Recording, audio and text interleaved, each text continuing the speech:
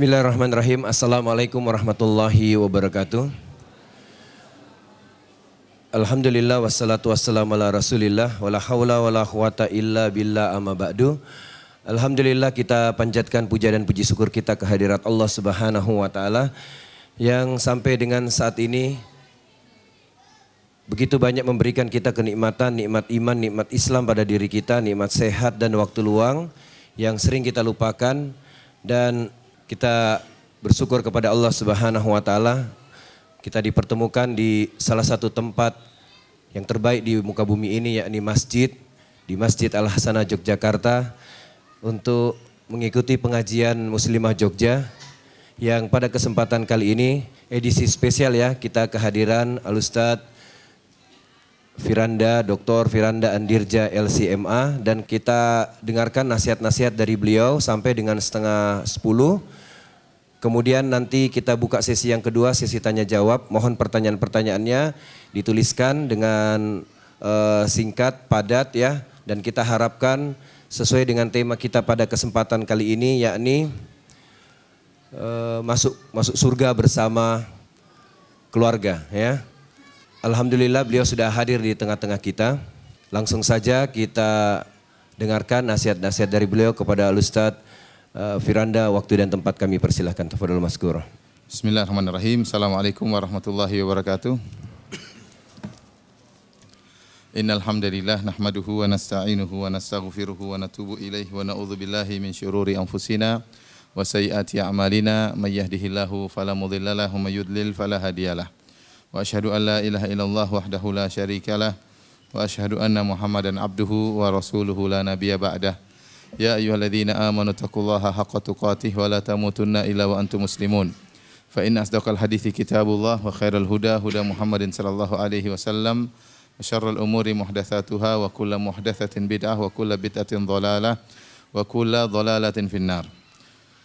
Hadirin dan hadirat yang dirahmati oleh Allah Subhanahu wa taala, alhamdulillah puji dan syukur senantiasa tidak bosan-bosan untuk kita panjatkan kepada Rabb kita yang terus memberikan kepada kita karunia tiada henti-hentinya. Meskipun kita sendiri sadar kita penuh dengan dosa dan kekurangan, tetapi Rabb kita terus memberikan karunia kepada kita karena kasih sayangnya dan rahmatnya. Salawat dan salam tercurahkan selalu kepada junjungan kita Nabi Muhammad sallallahu alaihi wasallam dan juga kepada keluarganya serta seluruh sahabat beliau tanpa terkecuali. Hadirin dan hadirat yang dirahmati oleh Allah Subhanahu wa taala, pada kesempatan yang berbahagia ini di masjid yang mulia ini kita akan mengangkat suatu topik tentang masuk surga bersama keluarga. Yang ini merupakan cita-cita ya setiap kita, setiap pasangan suami istri ya ingin ya masuk surga bersama anak-anak, demikian juga bersama orang tua ya. Karena lebih sempurna kebahagiaan tatkala kita masuk surga bersama dengan orang-orang terdekat kita. Oleh karenanya Allah Subhanahu wa taala menyebutkan dalam dua ayat ya dalam Al-Qur'an bahwasanya seorang tatkala masuk surga dia bisa masuk surga bersama keluarganya, anaknya, istrinya atau orang tuanya. Di antaranya dalam surat Ar-Ra'd Allah Subhanahu wa taala berfirman, Ar-Ra'd surat 13 ayat 22 dan 23. Setelah Allah menyebutkan ciri-ciri penghuni surga, kata Allah Subhanahu wa taala, ulaika lahum uqubad dar. Dan mereka itulah orang-orang yang mendapatkan kesudahan yang terbaik. Tempat kesudahan yang terbaik itu surga. Kemudian kata Allah, jannatu adnin yadkhulunaha wa man salaha min abaihim wa azwajihim wa dzurriyyatihim. Surga Aden, yaitu surga yang kekal yang mereka masuk di dalamnya. Wa man salaha min abaihim wa azwajihim. Demikian juga masuk bersama mereka orang tua mereka yang soleh, baik ayah maupun ibu mereka. Wa azwajihim, demikian juga istri-istri mereka yang solehah tentunya. Wa dzurriyyatihim, demikian juga anak-anak mereka yang soleh. Wal malaikatu yadkhuluna alaihim min kulli bab, kemudian malaikat datang menemui mereka masuk dari setiap pintu dengan mengucapkan salamun alaikum bima sabartum. Keselamatan atas kalian karena kesabaran kalian. Fa ni'ma uqubad dar, maka alangkah baiknya tempat kesudahan itu. Jadi ini isyarat bahwasanya seorang bisa masuk surga bersama orang tuanya, bersama istrinya, bersama suaminya, dan bersama anak-anaknya.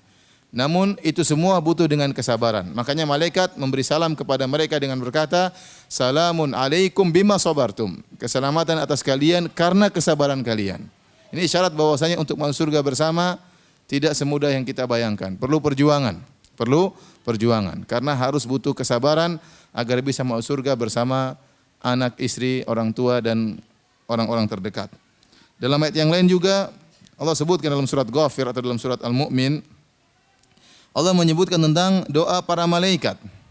Ternyata para malaikat juga tahu bahwasanya di antara puncak kebahagiaan di surga adalah bisa berkumpul bersama keluarga. Tidak masuk surga sendiri ya. Masuk surga sendiri pasti bahagia ya. Jangan khawatir. Kalau istri enggak mau surga ada bidadari, jangan khawatir. Istri mau surga enggak ada suaminya, Allah akan kasih nikah di sana ya. Tetapi ada kesempurnaan yang lebih sempurna lagi, yaitu tatkala mau surga bersama keluarga. Tatkala mau surga bersama keluarga, dan hal ini diketahui oleh para malaikat. Oleh karenanya para malaikat berdoa agar kaum mukminin bisa masuk surga bersama keluarga mereka. Allah Subhanahu wa taala berfirman tentang doa para malaikat, yaitu para malaikat yang memikul arsy Allah Subhanahu wa taala. Allah berfirman, "Alladzina yahmiluna al-arsya wa man haulahu," dalam surat Ghafir ayat 7 dan 8. Dan para malaikat yang memikul arsy Allah, wa man haulahu, dan juga yang di sekitar arsy. Para malaikat yang ada di arsy yang juga di sekitar arsy, yusabbihuna bihamdi rabbihim. Mereka bertasbih dengan memuji Rabb mereka. Wa yu'minuna bihi, dan mereka beriman kepada Allah. Wa yastaghfiruna lilladzina amanu, dan mereka mohon ampunan bagi orang-orang yang beriman. Rabbana wasi'ta kulla syai'in rahmatan wa ilma. Ya Rabb kami, sungguhnya rahmatmu meliputi segala sesuatu. Demikian juga ilmu meliputi segala sesuatu. Faghfir lilladzina tabu. Ya Allah, ya berilah ampunan kepada orang-orang yang bertaubat. Wattaba'u sabilaka, yang mengikuti jalanmu. Waqihim adzabal jahim, dan lindungilah mereka dari neraka jahanam. Kemudian mereka melanjutkan doa mereka. Rabbana wa adkhilhum, ya Allah masukkanlah mereka ini orang-orang yang beriman. Jannati adnin allati wa'adtahum, masukkan mereka ke dalam surga Aden yang telah kau janjikan bagi mereka. Wa man salaha min abaihim wa azwajihim wa dzurriyyatihim, masukkan pula orang tua mereka yang saleh, istri-istri mereka yang soleha, suami-suami mereka yang soleh, dan anak keturunan mereka yang soleh. Innaka antal azizul hakim, sungguhnya engkau maha perkasa dan maha bijaksana. Jadi malaikat juga mendoakan hal ini, mendoakan agar orang-orang yang beriman dan bertobat kepada Allah dimasukkan surga bersama orang tuanya, bersama istrinya, pasangannya, dan juga bersama anak-anaknya. Ini menunjukkan bahwasanya kebahagiaan di surga, semua orang kalau sudah masuk surga tidak ada yang sedih, semuanya bahagia. Tapi kebahagiaan bertingkat-tingkat. Ya, oleh karenanya di surga juga bertingkat-tingkat. Di surga juga bertingkat-tingkat. Di antara tingkatan kebahagiaan yang tinggi adalah tatkala seorang berkumpul dengan orang terdekatnya yang dia cintai, ya, di surga kelak. Dia cintai di dunia, dia ketemu di surga kelak. Ya. Hadirin dan hadirat yang dirahmati oleh Allah Subhanahu wa taala. Oleh karenanya Allah menyebutkan tentang bahagianya orang-orang yang mau surga, ya. Seperti dalam surat Al-Mutaffifin kata Allah Subhanahu wa taala, "Innal abrara lafi na'im," sungguhnya orang-orang yang baik dalam kenikmatan, tenggelam dalam kenikmatan di surga. "Alal araiki yanzurun," mereka berada di atas dipan-dipan sambil memandang. "Ta'rifu fi wujuhihim nadratan na'im," kau akan melihat, ya, wajah mereka berseri-seri. Kenapa? Karena bahagia dengan apa yang mereka pandang, ya. Ini sudah pernah saya jelaskan. Allah tidak menyebutkan tentang apa yang mereka pandang sehingga membuat mereka bahagia. Tetapi semua yang mereka pandang di surga membuat mereka bahagia.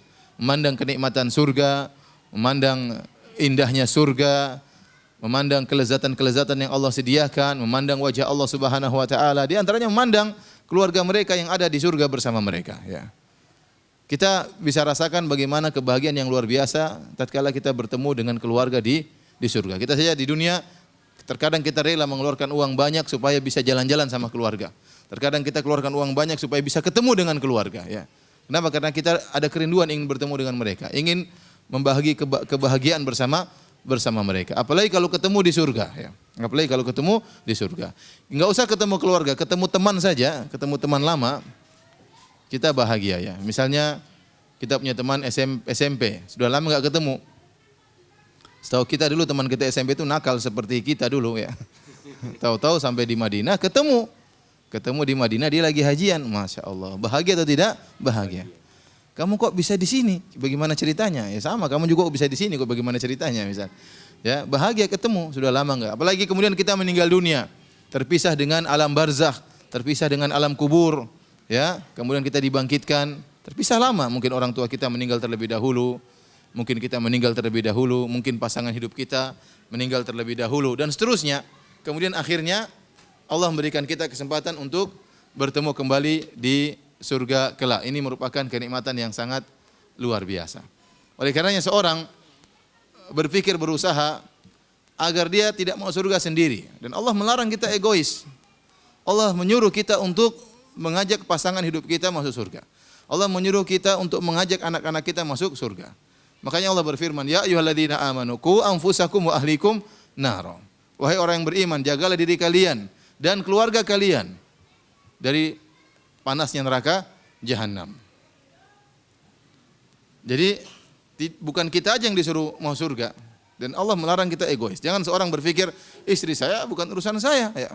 Mau masuk neraka, mau jukir balik dalam neraka bukan urusan saya ya. Yang penting saya mau surga, masih banyak bidadari di surga yang menantikan ya. Atau sebaliknya jangan seorang wanita berkata demikian, suami saya mau jahat mau apa terserah dia, mau enggak salat bukan urusan saya ya. Nanti kalau saya mau surga saya akan dinikahkan dengan lelaki-lelaki yang lain yang lebih tampan dari suami saya yang modelnya kayak gini sekarang ya jangan. Jangan demikian ya. Atau anak kita tidak kita pedulikan, enggak. Allah melarang kita egois. Makanya Allah berfirman juga, wa'mur ahlaka bis salati wastabir 'alaiha. La nas'aluka rizqan nahnu narzuquk wal aqibatu littaqwa. Kata Allah, perintahkanlah ya keluargamu untuk salat, disuruh. Allah tidak boleh egois. Ente jadi kepala keluarga, enggak boleh egois. Jangan pikirkan yang penting saya ngaji, istri saya bukan urusan saya, enggak. Jangan saya ngaji anak saya urusan dia, enggak. Ente punya tanggung jawab. Allah larang kita untuk egois. Allah suruh kita masuk surga bersama. Ya, perintahkan anak istrimu untuk salat. Sabar, wastabir 'alaiha, sabar. Sabar untuk salat, sabar untuk perintahkan mereka salat. Sabar untuk memerintahkan mereka untuk ya misalnya menggunakan busana muslimah, sabar untuk mengajak mereka ikut pengajian, sabar. Dan ini butuh kesabaran. Tadi saya katakan dalam ayat yang pertama, malaikat berkata, salamun alaikum bima sabartum. Keselamatan atas kalian, masuk surga bersama orang tua, istri dan anak-anak, bima sabartum, karena kesabaran kalian. Ini butuh kesabaran. Ya. Nahnu narzukuk, kami akan berikan rezeki kepada kalian ya. Wal aqibatu littaqwa, dan kesudahan yang terbaik adalah bagi orang-orang yang bertakwa. Hadirin dan hadirat yang dirahmati Allah Subhanahu wa taala, ini semua saya ingin sampaikan bahwasanya di antara kenikmatan surga yang kita cari, yang kita kejar adalah kebersamaan, Saya baca asar yang menakjubkan dari Ummu Darda, bagaimana setianya dia kepada Abu Darda. Ummu Darda ya disebutkan dalam Sahih Al-Bukhari kurang diperhatikan oleh Abu Darda. Dalam Sahih Bukhari tatkala Salman Al-Farisi mengunjungi Abu Darda. Salman Al-Farisi radhiyallahu anhu dipersaudarakan dengan Abu Darda. Jadi mereka saling kunjungan, saling memperhatikan. Jadi ada persahabatan yang lebih khusus. Bukan sahabat yang para sahabat sebelumnya bersahabat, tapi Rasulullah SAW mengkhususkan kamu dengan ini agar saling lebih memperhatikan. Ya. Agar saling lebih memperhatikan. Seperti Abdurrahman bin Auf dengan Sa'ad bin Rabi'. Di antaranya Salman dengan Abu Darda. Maka Salman menyenguk Abu Darda atau mengunjungi rumah Abu Darda. Ternyata dia datang ke rumah Abu Darda tidak sedang di rumah. Dia mendapati Ummu Darda, istrinya Abu Darda, mutabadzilah, dalam kondisi berpakaian yang kurang rapi, ya. Yang kurang rapi, yang tidak kurang layak dipakai oleh seorang wanita kalau suaminya datang ya. Harusnya seorang wanita pakaiannya rapi kalau ketemu dengan suami ya. Ternyata Ummu Darda kelihatan kurang memperhatikan penampilannya ya. Maka Salman merasakan ada sesuatu yang lain. Maka Salman bertanya, "Mana Abu Darda?" Wahai Ummu Darda, kata Ummu Darda, "Akhuka laisa lahu hajatun ila dunya. Kata Ummu Darda, saudaramu Abu Darda tidak butuh dengan dunia. Ada isyarat, berarti Abu Darda ini sibuk dengan ibadah sampai istrinya kurang dia perhatikan. Ya kalau istrinya kurang dia perhatikan, ngapain Ummu Darda kemudian mempersiapkan dirinya menyambut suaminya wong dia saja tidak diperhatikan. Isyarat, Salman mengerti. Maka Salman radhiyallahu anhu ingin memecahkan problem ini. Maka dia pun menunggu kedatangan Abu Darda. Abu Darda pun datang ke rumah, kemudian tatkala tahu ada Salman sedang bertamu, maka Abu Darda pun mempersiapkan makanan untuk menjamu Salman. Kemudian setelah diberikan makanan tersebut kepada Salman, kemudian Salman berkata, silakan makan kau juga. Kata Abu Darda, ini shaim, saya puasa. Saking rajinnya ibadah itu loh. Saking rajinnya ibadah, istrinya dilupakan ya. Dan antum jangan seperti itu ya. Saking rajinnya ngaji, istri terlantarkan ya. Jangan. Ya. Maka Salman berlezat-lezat dengan ibadah tersebut. Dia sibuk berpuasa ya, sehingga kurang perhatian terhadap istrinya. Kemudian Salman disuruh makan, kata dia, saya tidak makan. Saya tidak akan makan sampai kau makan wahai Abu Darda. Akhirnya Abu Darda terpaksa buka puasa demi untuk menyenangkan tamunya. Abu Darda buka puasa, makan bersama Salman. Salman tidak pulang, tetap tinggal di rumah Abu Darda. Akhirnya mereka pun tidur di malam hari. Baru awal malam Abu Darda sudah bangun ingin sholat malam. Ya, saking semangatnya beribadah. Kenapa? Dia menemukan kelezatan dalam beribadah. Ini dalil para hadirin bahwasanya seorang beribadah bukan ikut hawa nafsunya. Mentang-mentang dia merasakan lezat begini, mentang-mentang dia merasa lezat misalnya sholat malam, ya, sehingga dia melalaikan kewajiban-kewajiban yang lain. Abu Darda berlezat-lezat dalam puasanya, berlezat-lezat dalam sholat malamnya, sehingga awal malam dia sudah sholat. Dia mau sholat, kata Salman, belum waktunya, tidur dulu. Disuruh tidur sama Salman. Akhirnya Abu Darda tidur. Tengah malam lagi, bangun lagi pingin sholat malam. Kemudian Salman bilang, belum waktunya, tidur dulu. Kemudian tatkala sepertiga malam yang terakhir, maka Abu Darda sholat, Salman juga sholat malam. Setelah itu Salman nasihati Abu Darda. Dia berkata, inna li rabbika alaika haqqan. Sungguhnya Rabbmu punya hak. Wa li jasadika alaika haqqan. Sungguhnya jasadmu juga punya hak. Wa li ahlika alaika haqqan. Istrimu juga punya hak. Wa li zawrika alaika haqqan. Tamumu juga punya hak. Fa'ati kulladhi haqqin haqqah. Berikanlah masing-masing haknya. Abu Darda mendengar nasihat dari Salman. Dia ingin cross check kepada Nabi SAW. Maka dia pun pergi menemui Nabi. Dia menceritakan apa yang terjadi. Dia mengatakan Salman bilang demikian-demikian. Kata Rasulullah SAW, sadaqa Salman. Salman itu benar. Jadi perkataan Salman, inna li rabbika alaika haqqan. Sungguhnya Rabbmu punya hak. Jasadmu punya hak. Badanmu punya hak. Istrimu punya hak. Anak-anakmu punya hak. Tamu punya hak. Berikan masing-masing haknya. Ternyata dibenarkan oleh Rasulullah SAW. Subhanallah, Allah a'lam. Setelah itu mungkin Abu Darda berubah karena mendengar nasihat dari Nabi SAW. Ya, sampai disebutkan beberapa athar tentang bagaimana ya akhlak Abu Darda bersama istrinya, betapa saling mencintai di antara mereka keduanya. Kemudian Abu Darda meninggal terlebih dahulu. Abu Darda meninggal terlebih dahulu dan banyak seperti itu ya. Banyak pasangan suami istri, suaminya yang meninggal terlebih dahulu. Sehingga banyak wanita yang menjanda ya, banyak. Nah, waktu Abu Darda meninggal dunia, tinggal Ummu Darda. Ummu Darda dilamar oleh sahabat yang lain. Kalau tidak salah dilamar oleh Muawiyah. Muawiyah bukan orang sembarangan, orang hebat ya. Punya nasab yang tinggi ya. Kemudian melamar Ummu Darda, tapi Ummu Darda menolak lamaran tersebut. Dia mengatakan, saya mendengar dari suamiku, dari Rasulullah SAW, bahwasanya Rasulullah SAW bersabda, seorang wanita di surga bersama suaminya yang terakhir. Dan saya tidak mau Abu Darda diganti. Masya Allah. Setia atau tidak? Setia ya. Dia tidak mau nikah dengan laki-laki lain. Kenapa? Karena memang demikian ya. Dia sangat sayang kepada suaminya dan ingin bersama dengan suaminya di akhirat kelak. Ya. Bahkan dalam sebagian riwayat, kalau saya tidak salah ingat ya, Muawiyah ingin menikah, kata Ummu Darda, puasa saja ya, puasa saja.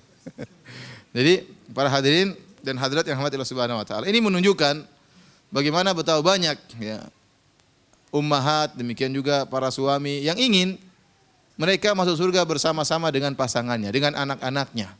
Ya. Dan mereka bersabar dalam menjalani kehidupan di dunia ini karena mereka berharap bisa masuk surga bersama-sama. Nah, inilah yang akan kita bicarakan para hadirin hadirat. Bagaimana kita bisa masuk surga bersama-sama, tentunya perlu kerjasama antara anggota keluarga, terutama antara suami dan istri, agar kita bisa sama-sama dimasukkan oleh Allah ke dalam surga. Taib. Hadirin dan hadirat yang dirahmati oleh Allah Subhanahu wa taala, tentunya intinya kalau kita ingin masuk surga bersama harus sama-sama bertakwa, harus sama-sama saleh, bersabar mendidik istri, bersabar menasihati suami, kemudian juga bersabar mendidik anak-anak, bersabar mendidik anak-anak. Saya ingin menyampaikan satu poin yang menunjukkan pentingnya kita mendidik anak-anak kita. Karena anak-anak kalau soleh termasuk sebab utama yang bisa buat kita orang tua masuk surga. Ya, sebaliknya kalau demikian juga kalau kita soleh, kita juga bisa membuat anak kita masuk surga dengan syafaat. Dengan syafaat. Jadi masing-masing orang tua memberi syafaat kepada anak, anak memberi syafaat kepada orang tua. Allah sebutkan dalam Al-Quran, saya carikan ayatnya biar dicatat. Dalam surat At-Tur ayat 21, surat At-Tur ayat 21. Allah berfirman, "Walladzina amanu wattaba'athum dzurriyyatuhum biimanin alhaqna bihim dzurriyyatahum wa ma alatnahum min amalihim min syai' kullu imri'in bima kasaba rahin." Kata Allah Subhanahu wa taala, dan orang-orang yang beriman, wattaba'athum dzurriyyatuhum biimanin, kemudian diikuti oleh keturunan mereka juga beriman. Alhaqna bihim dzurriyyatahum, maka kami akan menyusulkan anak-anak mereka dengan mereka. Wa ma alatnahum min amalihim min syai', sementara kami tidak akan mengurangi ya amal mereka sama sekali. Kullu mri'in bima kasaba rahin, masing-masing terikat dengan apa yang dikerjakannya. Ayat ini ayat yang sangat indah, menjelaskan bagaimana luasnya rahmat Allah.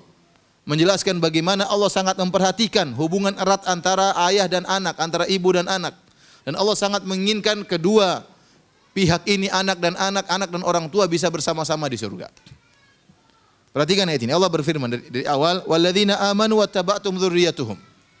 Dan orang-orang yang beriman dan diikuti oleh keturunan mereka. Dzurriyyah dalam bahasa Arab bisa artinya keturunan, bisa artinya orang tua. Bisa artinya keturunan, bisa artinya orang tua. Ya. Sebagaimana dijelaskan oleh para ahli tafsir.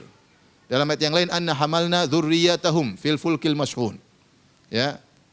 Allah sebutkan dalam surat Yasin bahwasanya ya Allah mengangkat atau menjadikan dzurriyyatahum, orang tua mereka, di atas kapal yang terisi, maksudnya Nabi Nuh alaihissalam. Ya, jadi Allah menyebutkan di antara nikmat yang Allah berikan kepada manusia, Allah pernah mengangkat nenek moyang mereka, Nabi Nuh, di atas kapal. Allah selamatkan Nabi Nuh. Allah menyebutkan Nabi Nuh dengan dzurriyyatahum. Dzurriyyah berarti artinya bisa orang tua, bisa juga artinya apa? Anak-anak. Jadi ayat ini berlaku bagi orang tua maupun bagi anak-anak. Perhatikan kata Allah, "Walladzina amanu wattaba'tum dzurriyyatuhum." Orang-orang yang beriman kemudian diikuti oleh zuriyah mereka. Apakah kemudian mereka jadi soleh, diikuti oleh orang tua mereka? Dan ada orang seperti ini, anaknya yang pertama ikut ngaji, anak yang pertama dapat hidayah, anaknya yang pertama sholat, kemudian mulailah ayahnya juga sholat, mulailah ibunya juga apa? Sholat. Anaknya yang pertama masuk Islam, kemudian ayahnya pun masuk Islam, ibunya masuk Islam. Atau ya orang tuanya dapat hidayah, kemudian mulai sholat, rajin ibadah, rajin pengajian, kemudian diikuti oleh anak-anaknya. Orang tuanya masuk Islam, kemudian diikuti oleh anak-anaknya. Jadi yang jelas diikuti. Apakah diikuti oleh orang tuanya? Apakah diikuti oleh anak-anaknya? Apa kata Allah? Alhaqna bihim dzurriyyatahum. Maka kami akan susulkan anak-anaknya atau orang tuanya kepada mereka. Bagaimana ceritanya? Begini ceritanya. Seandainya orang-orang beriman ini masuk surga. Kemudian ternyata dia masuk surga, ya. Alhamdulillah di level misalnya surga level ke-7 misalnya. Ya. Dalam hadis kata Rasulullah SAW, "Inna fil jannati mi'ata darajah a'addaha Allahu lil mujahidina fi sabilillah." Sungguhnya di surga ada 100 tingkat yang Allah siapkan bagi orang-orang berjihad di jalan Allah Subhanahu wa taala. Ya. Baina ad-darajatain kama baina as-sama'i wal ard. Jarak antara setiap tingkatan di surga seperti jarak antara langit dan bumi.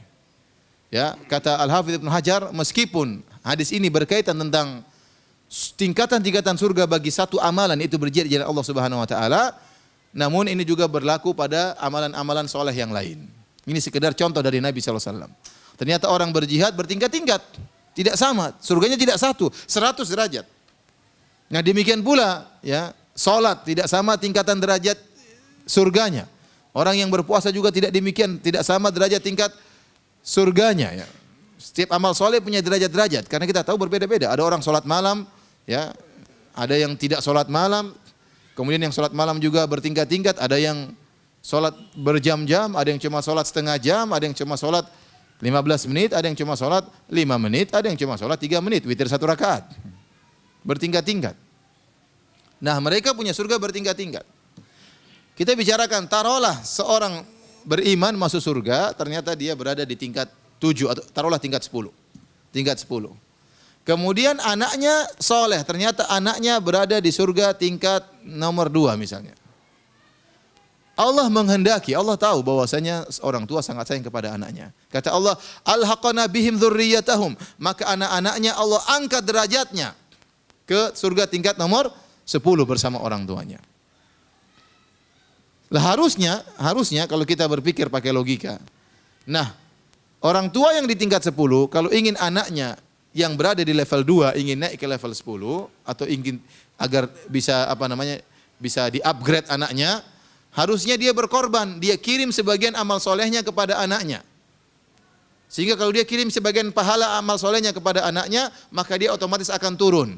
Dia turun kemudian anaknya naik, maka akan bertemu misalnya di level 5. Misalnya, dia korbankan sebagian amal solehnya, dia kirim kepada anaknya, sehingga anaknya naik di level kelima, dia pun turun di level kelima, maka mereka bertemu di level kelima. Seharusnya demikian, tapi ternyata rahmat Allah luas. Kata Allah, alhaqana bihim dzurriyyatahum, kami akan angkat, dongkrak anaknya, kami upgrade ke level 10. Ya, wa ma alatnahum min amalihim min syai', dan kami tidak akan mengurangi pahala orang tuanya sama sekali. Setelah itu di akhir ayat kata Allah, kullu mri'in bima kasaba rahin. Berbeda tatkala masalah dosa. Kalau masalah dosa kata Allah masing-masing sendiri, ya. Masing-masing sendiri. Dosa orang tua tidak akan ditransfer kepada anak, dosa anak tidak akan transfer ke orang tua. Tapi kalau masalah kebaikan tidak, orang tua bermanfaat. Kalau dia punya level tinggi di akhirat, dia bisa angkat anaknya ke level yang tinggi tersebut. Dan ini berlaku sebaliknya. Sebaliknya misalnya, tadi saya katakan dzurriyyah dalam menurut ahli tafsir maknanya bisa orang tua, bisa artinya anak. Sebaliknya anak kita misalnya di level 10. Kita ternyata di level 1, sebentar lagi masuk neraka jahanam. Sedikit lagi hampir masuk neraka jahanam. Anak kita di level 10 ya. Subhanallah, maka dia memberi syafaat. Dia sayang kepada kita, dia berdoa kepada Allah Subhanahu wa taala, maka Allah pun mengupgrade kita untuk bisa bersama dengan anak kita di level yang tinggi. Dari sini ini ayat yang sangat memberikan kita harapan agar kita benar-benar mendidik anak-anak kita menjadi anak-anak yang soleh. Karena mereka akan bermanfaat bagi kita di akhirat kelak. Mereka akan bermanfaat bagi kita di dunia maupun di akhirat. Sangat bermanfaat. Oleh karenanya para hadirat yang Allah Subhanahu wa taala butuh kesabaran. Kesabaran untuk saling menasihati. Ya, saling menasihati. Kita menasihati suami kita supaya suami kita jadi laki yang soleh agar bisa memberi syafaat bagi kita di akhirat kelak. Kita juga sabar menasihati istri kita agar istri kita menjadi istri yang soleha agar bisa memberi syafaat bagi kita di akhirat kelak. Apalagi anak-anak. Kalau Anda sekarang ya sudah terlanjur begini modelnya orang tua ya, tidak punya hafalan Quran, hafal juz amma pun tidak hafal ya. Jangan sampai anak Anda seperti Anda nasibnya ya. Usahakan anak Anda punya hafalan yang tinggi, punya hafalan yang banyak ya, agar anak Anda mendapat derajat yang tinggi di surga. Kemudian Anda akan ditarik bersama dia. Jadi perlu perjuangan ya. Ajari anak-anak untuk sholat sunnah, untuk tiap hari baca Al-Quran. Kita mungkin sudah jarang baca Quran, kesibukan masing-masing, ya, terjebak dengan pekerjaan, terjebak dengan utang piutang, ya. terjebak dengan bermacam-macam masalah. Anak-anak kita siapkan, jangan sampai kamu nak seperti bapak ya. Kamu harus lebih baik daripada bapak. Demikian ya. Karena kalau dia soleh, yang beruntung kita. Makanya ibu-ibu didik anak-anak dengan penuh kesabaran ya. Diomelin boleh, tapi jangan terus-terus diomelin, kasihan. Nanti dia bilang saya enggak mau angkat ibu di surga nanti. Ibu omel-omelin saya terus.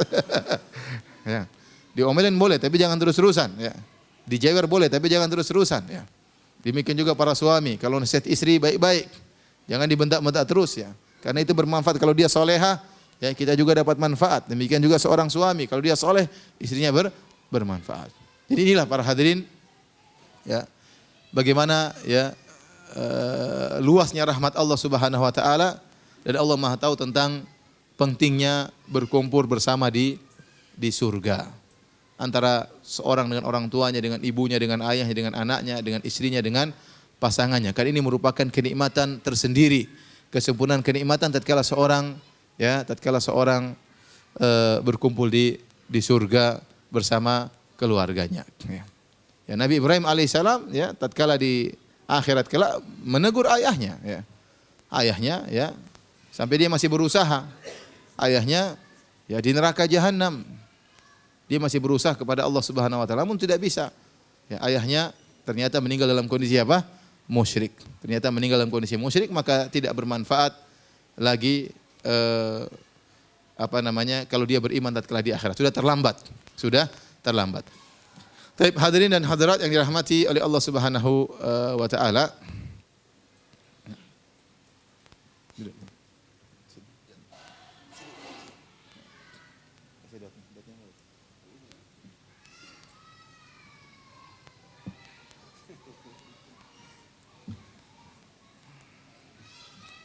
Kamu harus lebih soleh dari bapakmu ya. Amin. Jangan lupa bapak di akhirat. Baik, hadirin dan hadirat yang dirahmati oleh Allah Subhanahu wa taala. Selanjutnya ya, saya ingin mengingatkan kepada diri saya dan juga kepada para hadirin dan hadirat ya. Tadi untuk bersabar dalam mendidik anak-anak. Ini sangat penting ya. Karena tadi kalau kita berhasil mendidik anak-anak, maka yang mendapat keuntungan sebenarnya diri kita. Di dunia maupun di akhirat. Ya. Sungguh merupakan kebahagiaan kalau kita melihat anak-anak kita soleh dan solehah. Sungguh merupakan kebahagiaan tatkala kita melihat anak-anak kita baca Al-Quran, apalagi mereka baca Al-Quran tidak disuruh. Sekarang mungkin kita mau suruh-suruh. Ayo baca Quran, kamu baca. Bapak suruh-suruh saya baca Quran, bapak kapan baca Qurannya? Saya disuruh terus. Oleh karenanya kita juga baca Quran. Kita juga baca Quran depan dia sambil menggiring dia untuk bisa ikut baca Quran. Hadirin dan hadirat yang dirahmati Allah Subhanahu wa taala. Tadi telah kita sampaikan tentang pentingnya kita bersabar dalam mendidik anak-anak, demikian juga dalam rangka menasihati suami dan juga menasihati istri. Ini semua butuh kesabaran, butuh perjuangan agar kita bisa masuk surga bersama-sama di sisi Allah Subhanahu wa taala. Dan semoga Allah masukkan kita semua dalam surga Allah Subhanahu wa taala. Amin ya rabbal alamin. Baik, selanjutnya para hadirin hadirat yang Allah Subhanahu wa taala, saya akan membacakan beberapa ayat ya yang perlu saya ingin sampaikan kepada hadirin hadirat.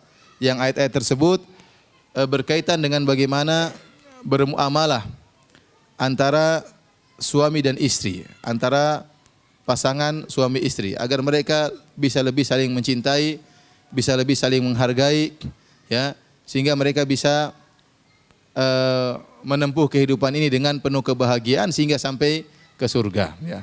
Butuh saling diingatkan agar bisa lebih saling mencintai. Ya.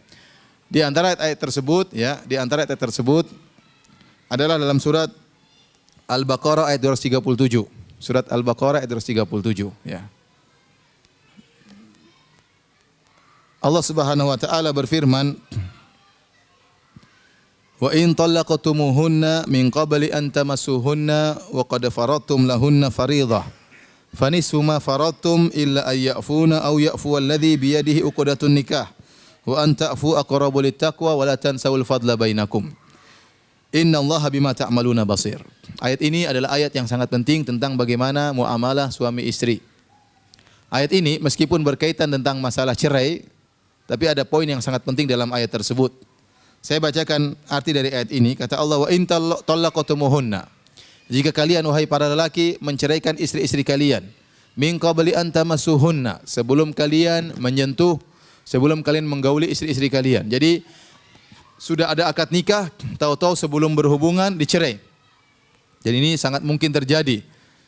Ya, kalau di tanah air kita mungkin jarang terjadi, tapi kalau di Arab Saudi, di negara-negara Arab mungkin terjadi. Karena jarak antara akad nikah dengan tinggal serumah terkadang waktunya lama. Seperti Nabi SAW, Rasulullah SAW menikah dengan Aisyah sebelum hijrah. Waktu itu Aisyah berumur 6 tahun. Namun baru serumah dengan Aisyah baru digauli oleh Nabi SAW 3 tahun kemudian. Waktu Aisyah berumur 9 tahun. Berarti jarak antara akad nikah dengan digauli berapa tahun? 3 tahun. Ya. Demikian juga saya tahu teman-teman saya di Arab Saudi demikian. Mereka menikah sekarang, terkadang bisa serumah beberapa bulan kemudian. Ya. Kalau Indonesia tidak demikian. Indonesia kalau pagi hari akad nikah, malamnya langsung malam pertama. Ya. Tidak ditunda-tunda. Terkadang akad nikah pagi-pagi, siangnya langsung siang pertama. Bukan saking cepatnya dan praktisnya. Tetapi kalau di luar negeri ini mungkin terjadi. Sehingga tatkala ada jarak antara akad nikah dengan hidup bersama, ada jarak, ada jeda, maka bisa jadi terjadi perceraian sebelum digauli. Dan Allah menyebutkan hal ini dalam Al-Quran. Wa in talaqtumuhunna min qabli an tamassuhunna. Jika kalian menceraikan istri-istri kalian sebelum kalian menggauli mereka. Wa qad faradtum lahunna fariidha, dan kalian telah menyebutkan, telah menentukan maharnya, dan maharnya juga belum dibayar.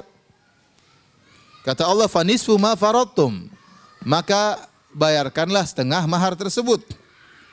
Illa ayyafuna aw ya'fu alladhi biyadihi uqdatun nikah, kecuali kalau istrinya mengalah, ya, dengan mengatakan tidak usah bayar sama sekali. Atau sebaliknya, sang suami yang mengalah dengan membayarkan seluruh mahar.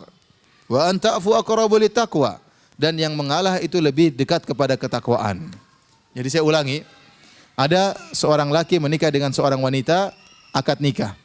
Kemudian sebelum digauli ternyata sang suami berubah pikiran, menceraikan apa? Istrinya. Entah ada masalah apa, dia ceraikan istrinya. Nah, aturannya bagaimana dalam Islam? Aturannya, maka sang suami tidak harus bayar mahar penuh. Misalnya dia maharnya 20 juta, misalnya maharnya 20 juta.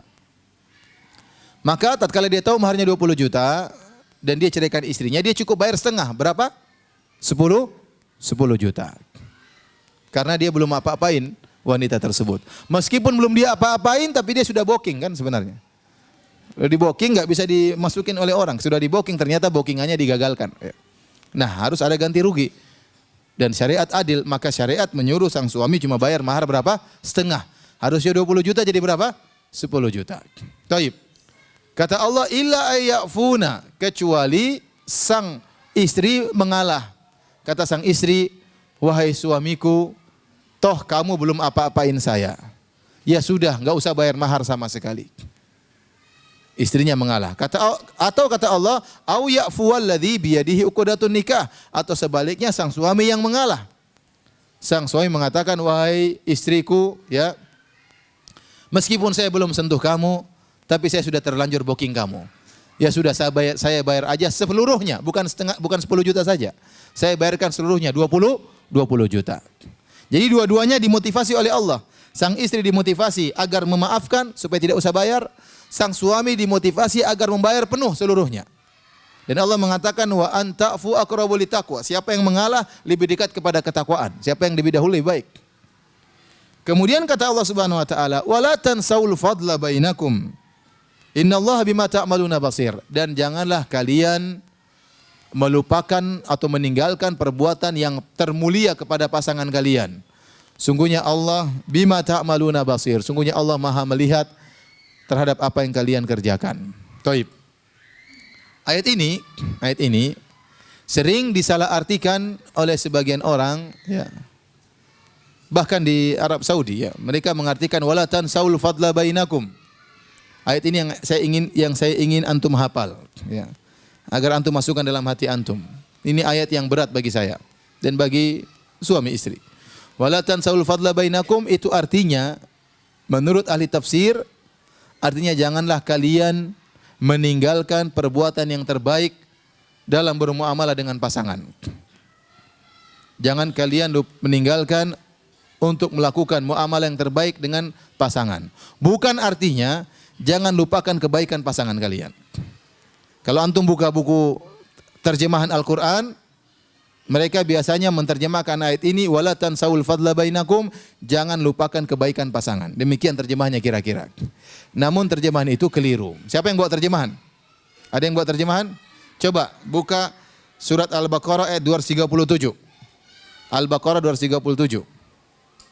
Apa terjemahannya? Wala tansaul fadla bainakum. Janganlah kalian melupakan keutamaan di antara kalian. Ya. Terjemahan seperti ini kurang pas. Terjemahan seperti ini kurang pas karena wala tansaul fadla bainakum ternyata ditafsirkan oleh seluruh ahli tafsir. Ya baik Ibnu Jarir, baik Ibnu Katsir dan yang lainnya. Maksudnya janganlah kalian meninggalkan sikap utama dalam bermuamalah dengan pasangan. Ya. Karena sebagian orang tatkala membaca terjemahan janganlah kalian melupakan keutamaan di antara kalian, seakan-akan diterjemahkan keutamaan yang sebelumnya. Artinya kalau kalian ada permasalahan, maka janganlah kalian lupakan kebaikan-kebaikan pasangan sebelumnya. Dan ini meskipun secara makna benar, seorang tidak boleh melupakan kebaikan pasangannya, terutama tatkala mereka sedang bermasalah. Ya. Ini maknanya benar, tapi bukan itu maksud daripada ayat ini. Nanti akan saya jelaskan. Adapun yang dipahami oleh banyak orang dari ayat ini, maksudnya bagaimana? Maksudnya, kalau seorang suami sedang bertengkar dengan istrinya, maka jangan lupakan kebaikan-kebaikan pasangannya yang sebelumnya. Jangan, kata Syekh Utsaimin rahimahullah, jangan seorang menilai pasangannya tatkala sedang bertengkar, dia nilai tatkala itu, tidak. Itu namanya penilaian yang tidak objektif. Dia harus menilai secara total, jangan dia menilai dari satu sisi saja. Tatkala dia sedang marah sama istrinya, istrinya melakukan kesalahan, maka dia marah besar dan dia nilai tatkala itu saja. Harusnya dia ingat kebaikan-kebaikan istri sebelumnya. Demikian juga seorang wanita, tatkala suaminya salah, maka tidak boleh dia nilai tatkala itu saja, tapi dia harus nilai bagaimana kebaikan-kebaikan suaminya sebelumnya selama ini. Jadi ini poin yang sangat penting dalam menjaga keutuhan rumah tangga. Ya. Makanya Allah Subhanahu wa taala berkata, atau Rasulullah SAW berkata kepada para laki, ya, la yafruq mu'minun mu'minah in kariha minha khuluqan radiya minhal akhar. Janganlah seorang laki mukmin benci kepada wanita mukminah, istrinya. Kalau ada dia benci salah satu perangainya, pasti ada perangai yang lain yang dia sukai. Kalau istri kita lagi bikin kita jengkel, ingat, istri kita adalah orang yang paling dekat dengan kita. Istri kita yang telah mengandung anak-anak kita. Istri kita yang telah merawat kita tatkala kita sedang sakit, ya. Dan seterusnya. Banyak sekali kebaikan apa? Kebaikan istri. Jangan cuma kita ingat keburukannya. Istri kita yang selalu ngomelin kita. Tidak ada yang mengomel kita kecuali apa? Istri kita misalnya. Tidak boleh seperti itu. Ya. Jangan, namanya wanita istri marah itu biasa, ya. Itu biasa, ya. Tapi jangan jadi kebiasaan, ya. Tapi ingat kebaikan-kebaikannya. Ingat kebaikan-kebaikan yang terlalu banyak sehingga orang tatkala mengingat kebaikan-kebaikan dia akan melupakan, ya, kesalahan yang terkadang hanya sepele. Sebaliknya seorang istri pun demikian. Kalau suaminya salah, maka jangan nilai suaminya tatkala salah tersebut saja, tapi ingat kebaikan-kebaikannya yang telah lalu, yang telah dia rasakan. Dan saya tidak lupa selalu mengingatkan kepada para wanita, harus ingat kebaikan-kebaikan suami. Karena di antara sebab yang menjadikan wanita masuk neraka jahanam adalah melupakan kebaikan-kebaikan suami. Kata Rasulullah SAW, ya ma'syaran nisa tasaddaqna, wahai para wanita bersedekahlah. Jangan pelit, jangan cuma pikir beli baju, beli sepatu, beli dompet, beli apalagi tasnya bertambah-tambah, tasnya sudah 2, beli lagi 1, 3, 4, 5, sepatunya sampai 5 pasang, ngapain seperti itu, ya. Kemudian sedekahnya enggak jalan-jalan, ya. Hendaknya para wanita banyak bersedekah. Apa kata Nabi SAW? Karena kalian banyak penghuni neraka jahanam. Seorang wanita berkata, 5 ya Rasulullah. Kenapa ya Rasulullah? Kata Rasulullah SAW, li'anna kunna takfurnal ashir, karena kalian suka ingkar, lupa dengan kebaikan apa? Suami. Oleh karenanya Rasulullah SAW berkata, lau ahsanta ila ihdahunna dahra, thumma ra'at minka syai'an laqalat ma ra'aitu minka khairan qat. Kalau seorang suami berbuat kebaikan kepada istrinya setahun penuh, kemudian istrinya melihat kesalahan dari suaminya, maka istrinya akan berkomentar, aku tidak pernah mengetahui kebaikan darimu sama sekali. Dan ini komentar yang sangat berbahaya. Oleh karenanya ibu-ibu, dan ini ibu-ibu, hati-hati kalau lagi marah sama suami, jaga lisan. Jangan sampai mengungkapkan ungkapan-ungkapan dengan lafal umum. Seperti mengatakan, kamu tidak pernah sayang sama sekali sama saya. Ya, ini enggak boleh seperti ini. Kamu tidak pernah cinta kepada saya. Ya. Kamu selalu pelit sama saya. Jangan ada kalimat selalu-selalu, jangan ya. Ini bahaya. Ya, karena ini seakan-akan melupakan kebaikan apa? Kebaikan suami ya. Ya. Kamu tidak pernah cinta sama saya. Bagaimana tidak cinta? Anak kita sudah 10. Dari mana anak kita ya? Kalau enggak cinta. Emang datang begitu saja tanpa cinta misalnya. Ya. Kamu tidak pernah, kamu pelit sama saya. Gimana pelit? Badanmu subur kayak gini, dari mana enggak pelit? Kalau pelit pasti kurus kerempeng ya. Oleh karena seorang wanita kalau marah, boleh marah, tapi jangan mengungkapkan dengan bahasa-bahasa umum. Kemudian di antara kelebihan wanita, ya, ini saya dapat faedah dari sebagian ulama, ya, bahwasanya para wanita itu diberikan kelebihan hafalan yang kuat, mudah menghafal kesalahan-kesalahan suami. Ya. Kamu pernah begini, kamu pernah begini. Waktu kita jalan-jalan sana kamu begini, dihafal itu semua, ya, sampai catatan kakinya pun dihafal. Ya. Tapi kalau laki-laki tidak bisa begitu, laki-laki susah menghafal kesalahan istri. Ya. Kenapa? Yang dia hafal adalah tagihan utang. Saya punya utang sini. Oleh karenanya ibu-ibu, ya, kalau lagi marah sama suami, ingat kebaikan-kebaikan suami. Demikian juga laki-laki, jangan seperti perempuan. Kalau istrinya berbuat salah, yang dia ingat kesalahan istrinya saja. Itu sifat perempuan. Tidak boleh laki-laki seperti apa? Perempuan. Dia harus pandang dengan pandangan yang lebih luas. Istri saya banyak kebaikannya, istri saya banyak apa? Banyak jasanya. Nah, dengan mengingat kebaikan-kebaikan yang lampau, ini mudah untuk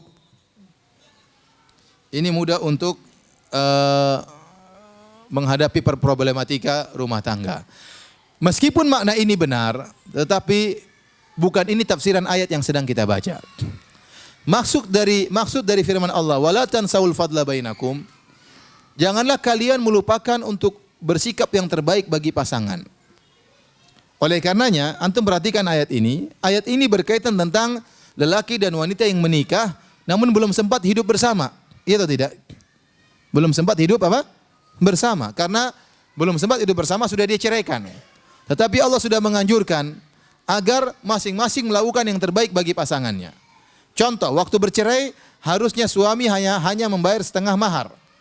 20 juta, dia harusnya bayar cuma 10 juta. Tapi Allah menganjurkan untuk berbuat yang terbaik. Maka sang istri berusaha melakukan yang terbaik. Waktu mau dibayar 10 juta, bilang saja enggak usah bayar.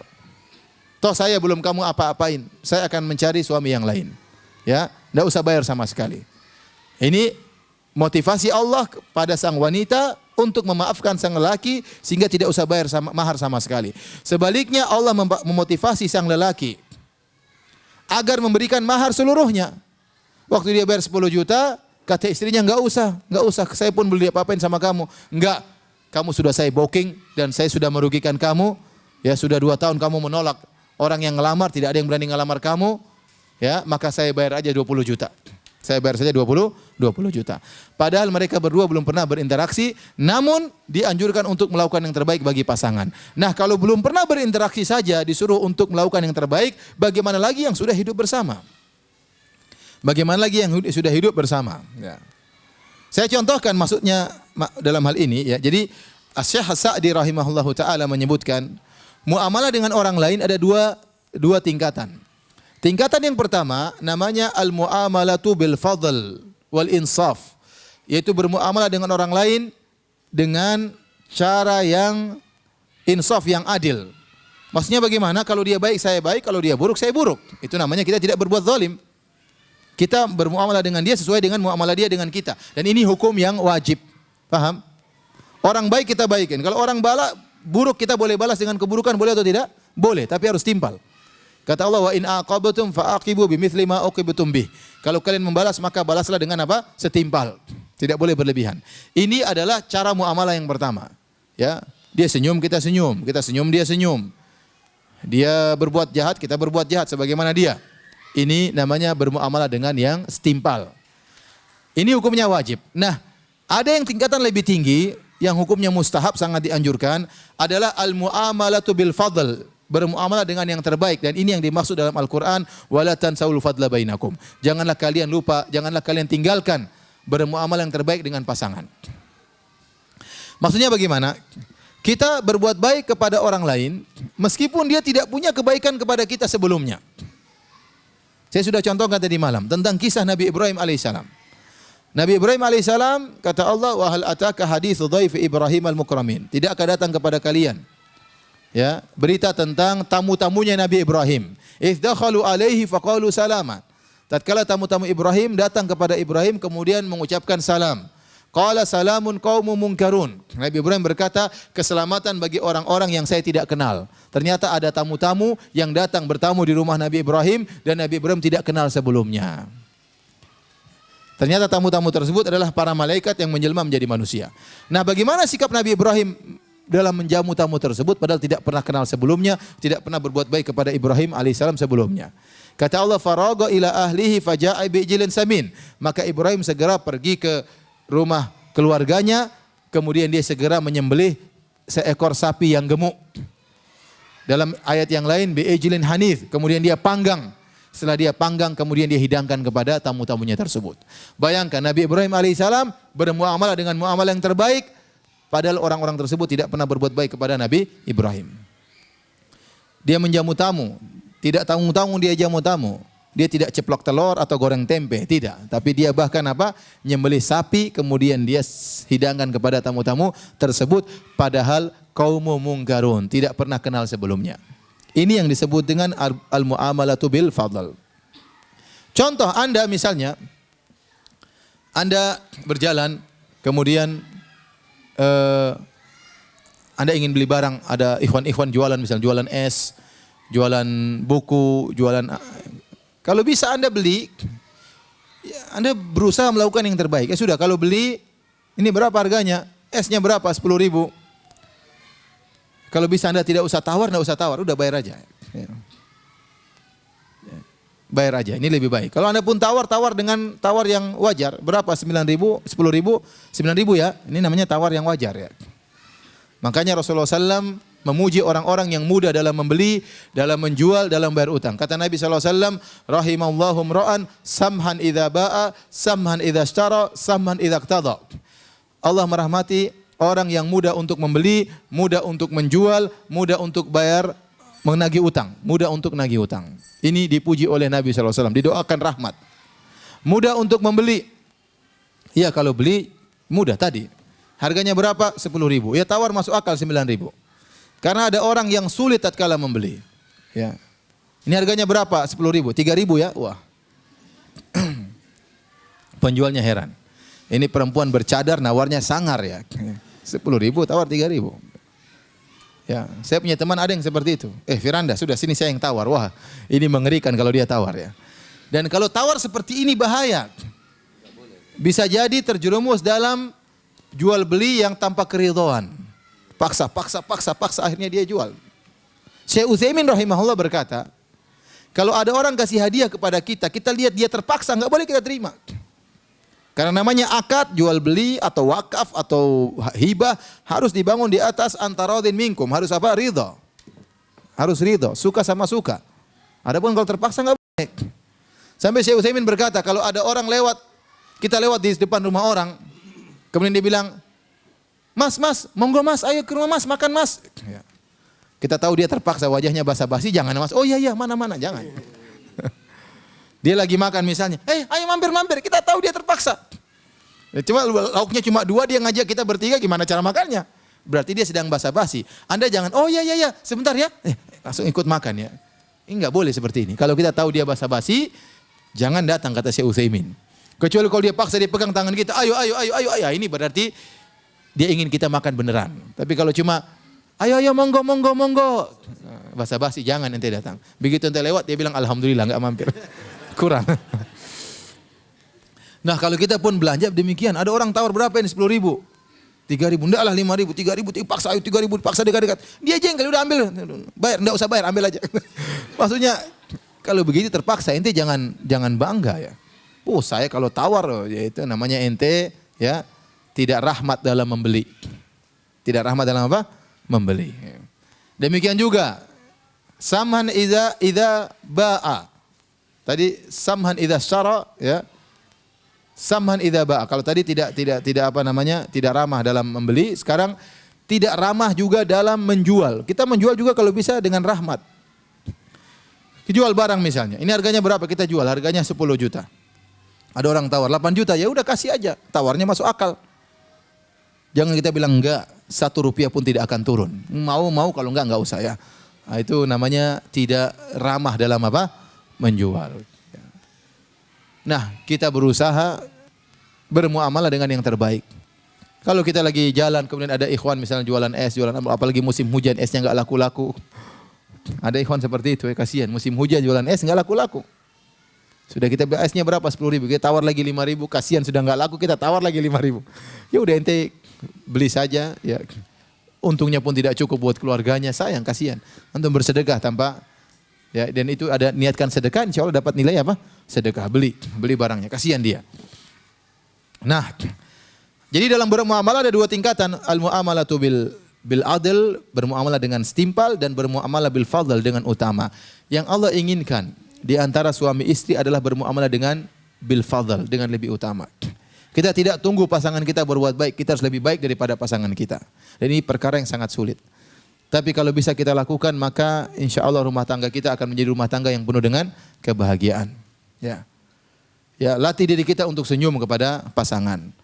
Latih diri kita untuk berkata-kata lembut dengan apa? Pasangan. Ya. Dan ini masalahnya di rumah, tidak ada yang lihat. Makanya di akhir ayat kata Allah Subhanahu wa taala,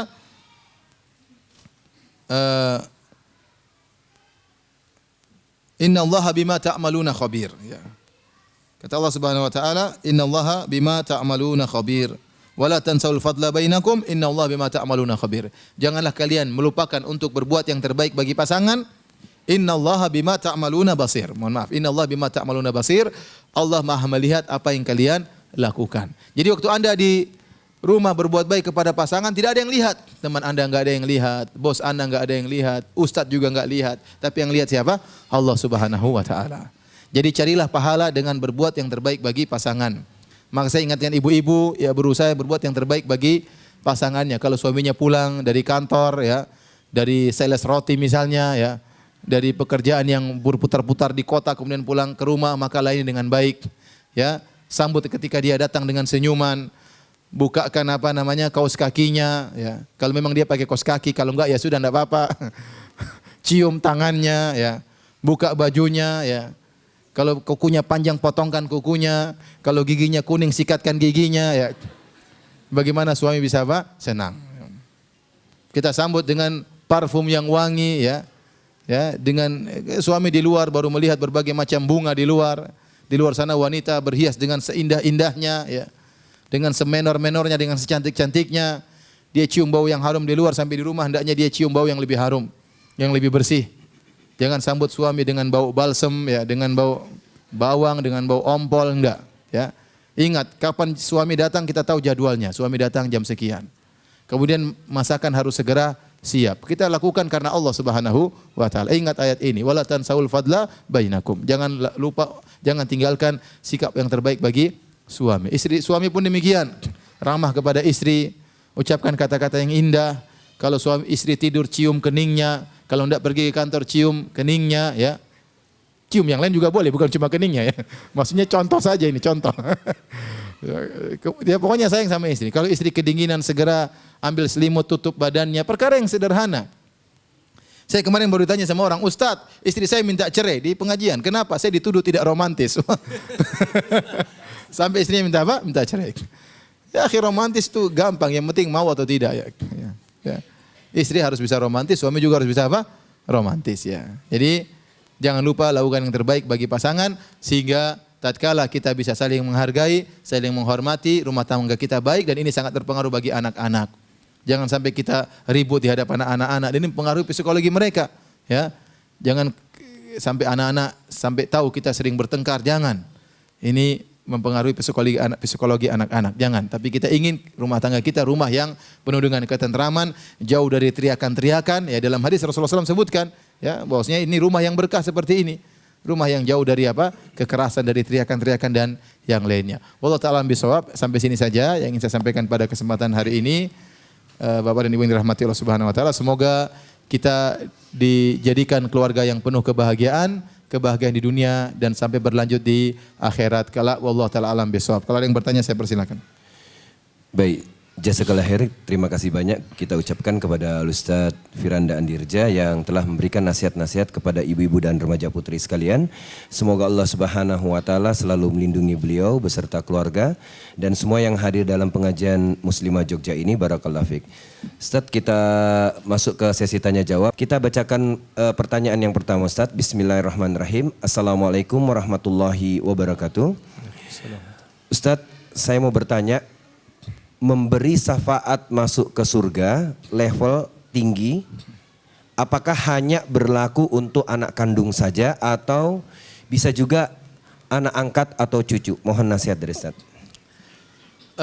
Secara umum, wallahu alam bisawab, secara umum kaum mukminin bisa memberi syafaat kepada kaum mukminin yang lainnya secara umum. Tetapi secara khusus tadi saya sebutkan, secara khusus ya, zahir ayat tadi, kalau orang tuanya saleh, bahkan meskipun dia tidak beri syafaat, Allah akan angkat anak tersebut, ya, untuk bisa selevel dengan orang tuanya. Karena Allah mengatakan alhaqana bihim, kami pun akan mengangkat, ya, anak-anaknya untuk selevel dengan orang tuanya, ya. Tapi secara umum kaum mukminin bisa beri syafaat kepada saudara-saudaranya yang lain. Tapi sejauh mana syafaatnya, ini ada pembahasan secara khusus. Siapakah yang berhak untuk diberi syafaat? Ini ada pembahasan yang secara khusus. Tapi secara pembahasan secara khusus. Tetapi maksud saya yang paling penting dalam ayat ini, Allah mengatakan anak-anak bisa disamakan levelnya dengan orang tua, ya. Zahir ayat ini tanpa ada syafaat-syafaatan. Allah langsung dengan rahmat Allah Subhanahu wa taala mengangkat derajat sang anak sama dengan derajat orang tuanya. Atau sebaliknya, Allah mengangkat derajat sang ayah, sang ibu sesuai dengan derajat anaknya, ya. Dan tidak lupa saya selalu ingatkan tadi, jadi dengan adanya ayat ini kita semakin termotivasi untuk mendidik anak kita supaya menjadi anak yang soleh. Kenapa? Kalau kita meninggal dunia, amal soleh yang dikerjakan anak kita akan mengalir kepada kita secara otomatis, ya, secara otomatis, ya. Oleh karena dalam satu hadis Rasulullah SAW bersabda, ya, innar rajula la turfa'u darajatuhu fil jannah. Ada seorang ternyata derajatnya ditinggikan oleh Allah di surga, ya. Maka dia heran, dia berkata, anna li hadza, ya Allah, kok bisa saya seperti ini? Dia tahu amalan dia harusnya tidak sampai derajat ini. Kata Allah, bistighfari waladika laka, karena anakmu senantiasa mohon ampunan bagimu. Anakmu senantiasa mohon ampunan bagimu. Al-Munawi berkata, jika seorang anak mohon ampunan bagi orang tuanya, maka orang tuanya mendapat dua keuntungan. Pertama, mendapat keuntungan doa anak tersebut. Artinya doa anak tersebut dikabulkan, Allah mengurangi dosa-dosanya. Keuntungan yang kedua, tatkala sang anak beristighfar, seakan-akan orang tuanya juga yang beristighfar. Jadi dia mendapatkan pahala beristighfar dan juga pengkabulan doa istighfar. Paham atau tidak? Karena kalau anak soleh beramal soleh, orang tuanya juga otomatis dapat pahala. Kenapa? Karena anak soleh adalah hasil dari didikan orang tuanya atau hasil dari tarbiyah orang tuanya. Orang tuanya yang masukkan dia ke pondok, orang tuanya yang bayarkan biaya dia pondok, orang tuanya yang mengarahkan dia kepada kebaikan, maka kebaikan-kebaikan dikerjakan oleh anaknya langsung otomatis sampai kepada orang tuanya. Jadi jika seorang anak beristighfar bagi orang tuanya dapat dua keuntungan. Pertama, dapat pahala beristighfar. Yang kedua, dapat pengkabulan dari istighfar tersebut. Baik, yang lain? Baik, terima kasih Ustaz atas jawaban yang diberikan. Selanjutnya, Ustaz, apakah benar para penghuni surga semua usianya sebaya? Benar, ya. Uruban atroba, ya. Jadi para wanita di surga dan para lelaki umurnya mirip-mirip. Disebutkan dalam riwayat umurnya sekitar 33 tahun. Allah berfirman dalam Al-Quran dalam surat Al-Waqi'ah ayat ke-37, uruban atroba. yaitu penuh cinta lagi sebaya umurnya. Umurnya apa? Sebaya. Jadi dalam hadis tatkala ada seorang wanita ya datang kepada Nabi dan dia mengatakan, Rasulullah, wanita ini sudah tua. Ya Rasulullah, doakan saya masuk surga. Kata Rasulullah SAW, innal jannata la tadkhuluha ajuz. Sungguhnya surga tidak akan dimasuki oleh nenek-nenek. Maka dia pun sedih ya. Dipikir dia tidak bisa masuk surga. Ya, Rasulullah SAW jelaskan bahwasanya kalau kamu nenek-nenek masuk surga akan menjadi apa? Menjadi muda. Ya, ada orang yang meninggal umur 100 tahun, tentu dalam kondisi peot. Apakah dia dibangkitkan dalam peot juga? Jawabannya tidak. Kalau dia masuk surga, dia akan dimudahkan. Dia akan jadi apa? Jadi muda kembali. Ya. Dan umurnya 33 tahun. Inilah puncak-puncak kuatnya seseorang.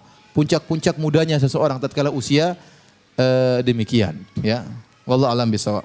Baik, terima kasih Ustaz atas jawaban yang diberikan. Selanjutnya, Assalamualaikum Ustaz. Assalamualaikum. Satu istri di surga bersama suami terakhirnya di dunia. Bagaimana dengan suami yang istrinya lebih dari satu? Suami istrinya lebih dari satu. Kalau istrinya lebih dari satu, kalau istrinya soleha semua akan sama suaminya. Akan sama apa? Suaminya ya. Jadi ibu-ibu nggak usah khawatir ya, nggak usah khawatir. Ustaz, suami saya istrinya 4, nanti kalau saya mau sana gimana Ustaz?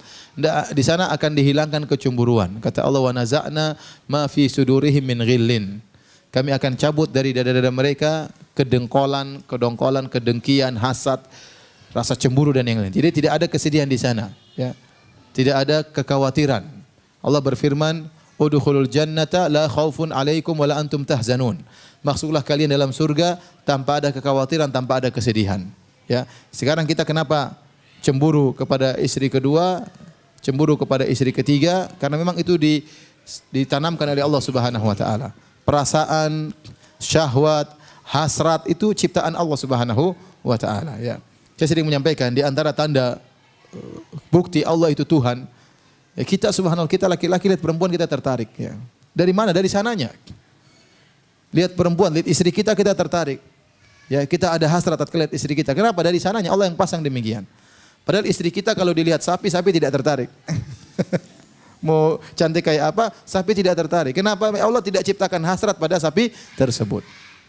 Ya, Allah tidak ciptakan hasrat pada. Demikian juga ada orang, ya, ada orang hitam suka sama wanita yang hitam. Ya. Sama wanita putih dia tidak begitu tertarik. Dan itu ada seperti itu. Teman-teman saya di Madinah ada orang Afrika begitu, dia mengatakan semakin hitam semakin cantik. Ya sudah, nggak usah debat ya, itu selera tidak usah diperdebatkan. Ya, dia seperti itu. Sebaliknya ada wanita putih suka lelaki hitam, ada. Ya, ada seperti itu. Ya, itu hasrat. Allah ciptakan ada hasrat, demikian menunjukkan bahwasanya ada Tuhan, ya, pencipta manusia, ya. Baik, kita lanjutkan. Baik, terima kasih Ustaz. Selanjutnya, Assalamualaikum warahmatullahi wabarakatuh Ustaz. Apabila seorang wanita keguguran, pada usia berapa bulan janin yang gugur tersebut dapat menjadi penjemput orang tuanya di surga? Jika orang tuanya tersebut memiliki banyak dosa, apakah akan mempengaruhi jalan mereka untuk menuju ke surga? Mohon nasihat Ustaz. Wallahu a'lam bishawab, ya, saya tidak tahu. Selanjutnya Ustaz, pertanyaan dari pendengar radio Muslim yang ada di Singapura. Andai si istri meminta supaya tidak campur sama mertua, apakah ini berdosa Ustaz? Dalam satu rumah.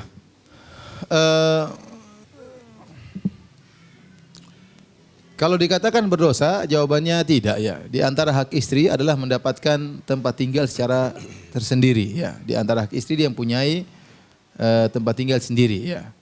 Ya, tidak dicampur dengan mertuanya, tidak juga dicampur dengan istri yang lain, ya. Dia punya rumah sendiri, dia menjalani kehidupan keluarga sendiri, ya. Tetapi tentunya kita tahu, ya, di antara bentuk berbakti yang sangat terbaik bagi seorang suami adalah tinggal bersama ibunya, agar ibunya bisa tinggal bersama dia, ya. Ya. Dan Allah sebutkan dalam Al-Qur'an, wa imma yablughanna indakal kibar. jika ahaduhuma au kilahuma, jika kedua orang tuamu ya tinggal bersamamu di sisi tatkala mereka sudah tua. Jadi kata Allah indak di sisimu. Ini isyarat seorang berusaha agar orang tuanya tinggal bersama dia. Nah, tugas seorang suami untuk sampaikan kepada istri bahwa saya punya kewajiban untuk berbakti kepada orang tua saya dan berusaha agar orang tuanya tinggal bersama dia. Ya. Dan suami harus banyak-banyak mengalah kepada istri karena memang rawan kalau istri tinggal bersama mertua, terutama ibu mertua, rawan terjadi apa? Cekcok, dan ini sudah sering terjadi. Maka seorang suami harus cerdas-cerdas untuk mengambil keputusan, ya. Bagaimana agar bisa istrinya dan mertuanya bisa bareng. Kalau seandainya pun harus tidak bisa bareng, ya tetap dia berusaha tetap berbakti kepada ibunya, ya. Meskipun ibunya di rumah yang lain, tetap dia berusaha tidak melalaikan bakti kepada ibunya. Tapi kalau bisa ibunya tinggal di rumahnya, ya maka ini yang terbaik. Tentunya dia harus sering-sering menyabarkan istrinya karena banyak orang tua, ya, ibu mertua suka marah kepada menantu perempuannya. Ya, ini sering terjadi dan ini saya mendapati banyak kasus dan sering saya ditanyakan masalah ini. Kenapa orang tua ya terkadang rasa cemburu, ya, anaknya belikan istrinya emas yang banyak sementara ibunya tidak dibelikan. Dia cemburu. Ada kecemburuan loh. Dan ini berarti kesalahan kepada suaminya. Istrinya dibiarkan pakai emas berkilo-kilo sementara ibunya tidak pakai apa-apa. Dia cemburu, ya. Ya. Atau kemudian ibunya melihat menantu perempuannya kurang mengurus cucu-cucunya, ya. Dan dia marah, dia bilang saya dulu tidak seperti itu. Kenapa kamu tidak tahu ngurus anak-anak? Pokoknya apa saja kesalahan istrinya jadi pusat perhatian apa?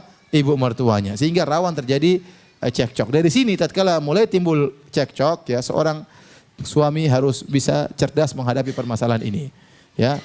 Ya, jangan sampai dia durhaka kepada ibunya dan jangan sampai juga dia melalaikan istrinya, tidak menjalankan kewajiban terhadap istrinya.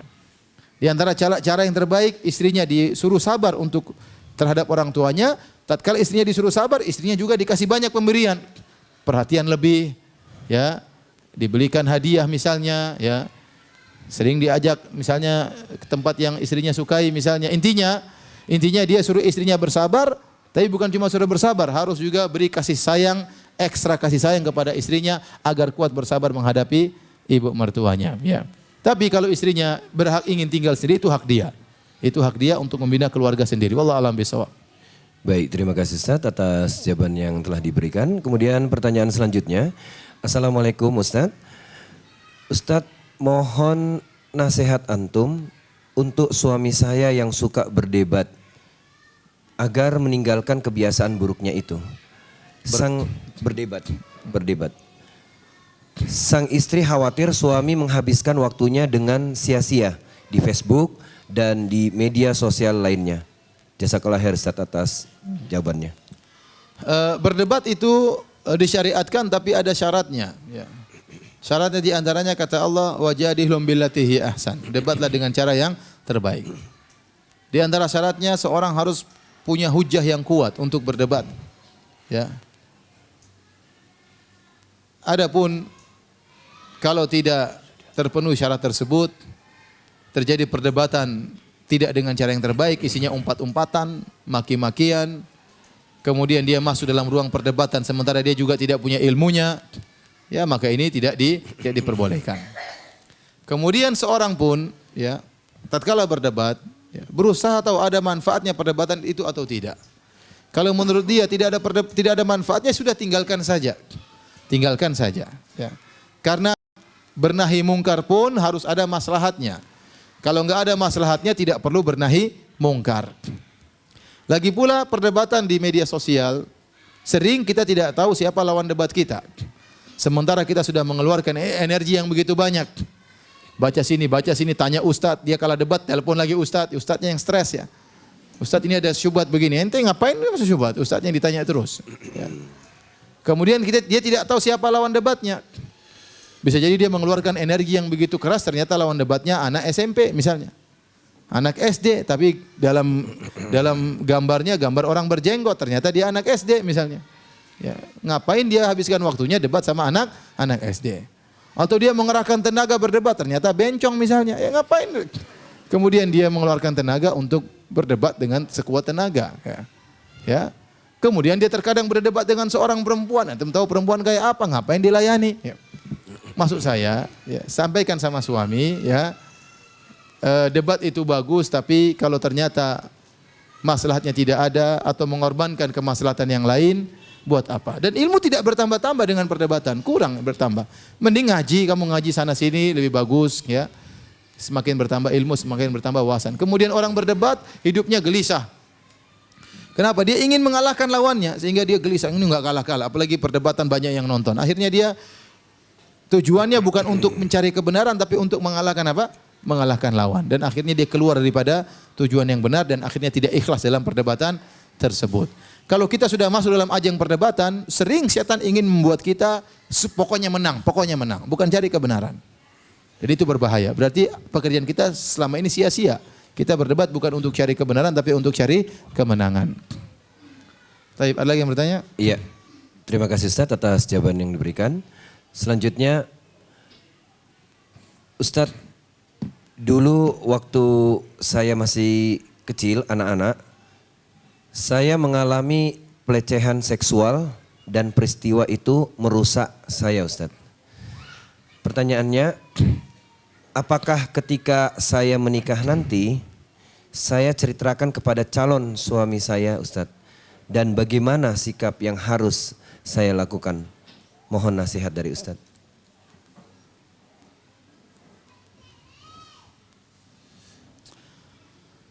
Wallahu a'lam bishawab. Kalau seorang memiliki cacat, yang cacat itu berpengaruh dalam hubungan biologis rumah tangga, maka itu harus disampaikan. Tetapi kalau tidak ada cacat, misalnya seorang dahulu pernah berzina, seorang dahulu pernah begini, tapi nggak ada hubungannya. Tetap, maksudnya kalau menikah pun hal itu tidak mempengaruhi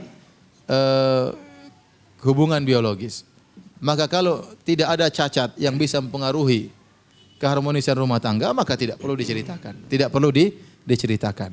Misalnya seorang wanita dulu pernah berzina, ya, kemudian dia sadar, kemudian dia ngaji, waktu menikah tidak perlu cerita. Tidak perlu cerita. Tapi kalau misalnya ada cacat yang itu berpengaruh, ya, maka harus dia ceritakan. Karena seorang tidak boleh menyembunyikan aib yang mempengaruhi apa? Mempengaruhi hubungan rumah tangga. Contoh, seorang suami ingin menikah, ternyata dia impoten. Ya enggak boleh, dia harus sampaikan, saya impoten. Enggak boleh dia sembunyikan. Ya.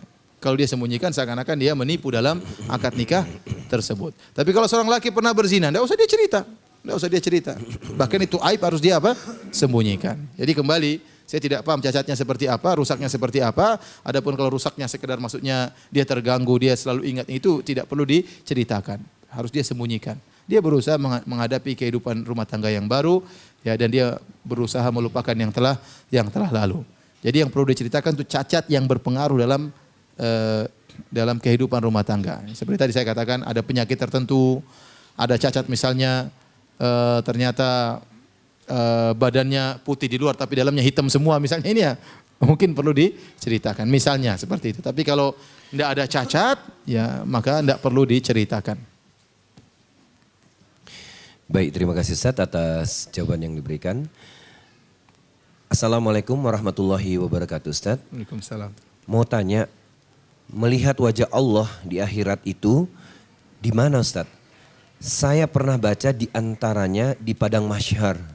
Padahal di padang mahsyar itu ada yang beriman dan ada yang tidak beriman. Mohon penjelasan dari Ustaz. Wallahu a'lam bishawab, ya. Wallahu a'lam bishawab. Ustadz, seorang menginfakkan harta kepada secara rutin kepada mertua yang sudah mampu.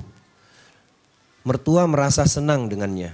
Pertanyaannya, apakah ini termasuk dalam hadis memasukkan kegembiraan ke dalam hati seseorang? Jadi ada bedanya antara sedekah dengan hadiah. Sedekah itu biasanya dikeluarkan dalam rangka untuk menolong orang yang tidak mampu. Tapi kalau hadiah biasanya diberikan dalam rangka untuk mendekatkan hubungan. Oleh karenanya boleh seorang miskin beri hadiah kepada orang yang kaya, boleh. dalam rangka untuk misalnya dia ada hubungan persahabatan. Ya. Tidak mesti orang yang hadiah harus orang yang miskin. Kita berikan kepada orang kaya pun hadiah. Ya, ya, tentu sesuai dengan apa? Dengan yang kira-kira dia sukai ya, yang kira-kira dia sukai. Nah, kalau kita tahu mertua kita adalah orang yang mampu, ya kita niatkan saja itu hadiah.